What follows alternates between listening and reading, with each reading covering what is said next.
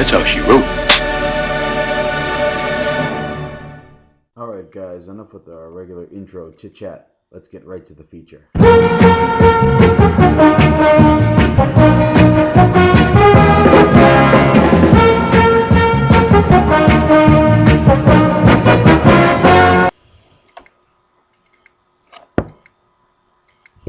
Well, that sucked.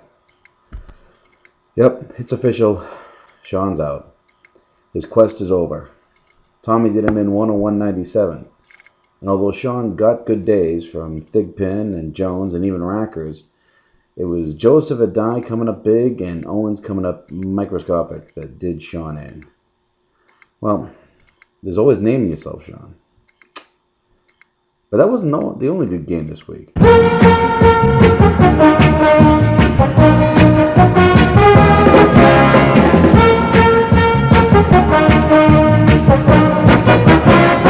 Daryl upended me 111-104. Got to watch another Monday night and get another case of agita, watching Kellen Winslow come up not so much. Daryl was helped out by two guys, or should I say two plays. Two very long plays. Long, agonizing plays. But hey, they're his guys, right? So I don't clinch a playoff spot, although maybe this week, and Daryl gets to go home and figure out how to score 300 points in a game. Special effects. Anyway, in the Keeping It in the Family game this week, Ed beat Chris 110-40. That's right. 40. As in I'm tipping a 40 for my dead homies. Anyway, Marshawn Lynch and Wes Welker could have beaten Chris. It was that bad. Chris didn't have one guy score more than 9. Only one of them. Had a lot of threes though, and 3 is a magic number. Well, according to Schoolhouse Rock anyway. So let's leave Chris alone. We're not going to talk about this game. This just in, Scott's team is good. Real good. Now he's just showing no mercy. Now he's just going crazy.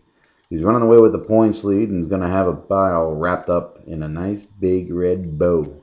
He dropped the bomb on the douche, 122-83. Now Scott's getting frisky with his plays. He's got Anquan Bolden dropping 25 points without a touchdown. Not easy to do. He's unleashing Marion Barber. He's just going crazy. So Scott's playing out of his mind and Joe's just, well, out. Sorry. You know, to get back to Sean for a moment, this next game was a game he really needed desperately. And he got it. JJ came up big time for Sean in this one. 101-69. Dave pretty much crapped his pants in this game, and JJ finally played a nice strong one. Sean would have been proud if he weren't too busy trying to figure out a name for himself next year. But let's not fret about Sean. Let's watch something funny.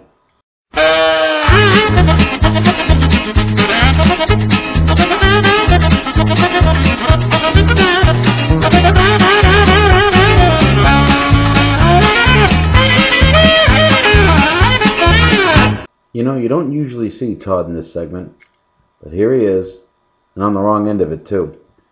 John upended him, said that already. John just beat him 72-62. Well, if it wasn't for Frank Gore and Michael Turner, this game would have really sucked. Like Hall of Fame completely fucking horrific. These guys made the rest of the guys out there look like... I don't mind that. I hadn't used that clip in a while anyway. Just wanted to dust it off. Let's get picking. 2-4 again. Christ. I must not be as smart as you guys think I am. Well, Denver's in Oakland, and Westbrook is in Baltimore. That's good news for Dave, as he's now fighting for his playoff life. Like, I'm seriously not going to pick Scott from here on out. Todd's going to put the monkey wrench into Ed's playoff plans and clinch a playoff spot himself by smacking him around a bit. My dearly departed friend is going to play spoiler and stick a knife right in Tit's eye, keeping him blind from his spot in the playoffs. Pittsburgh's in Cincinnati, so Tommy's going to try to beat me about the face with the Pittsburgh D. Probably going to catch my ass too. And Daryl's timing couldn't be better because his team is red hot right now. Yeah, about 4 weeks too late there, kid. Time to play good news and bad news. Well, good news. Scott won his division. And you got a bye. More good news for JJ. You're in the playoffs for the third year in a row. Haven't clinched your division yet or gotten a bye, but you're well on your way there, kid. Keep up the good work. Now for the bad news. Joe, sorry, kid. It's over. Some good news for you, or some highlights, I should say. You had a pretty good draft. Lots of good running backs. The bad side of that? You didn't trade any of them. Didn't make up for the lack of wide receivers in the rest of the team there. Yeah, well, you may want to look into that. Quit being a running back hog, will you? And,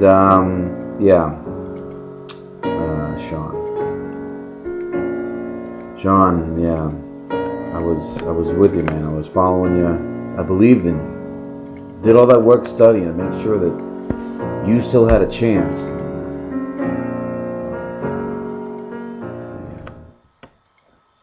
I'm sorry. I'll just let the credits speak for them.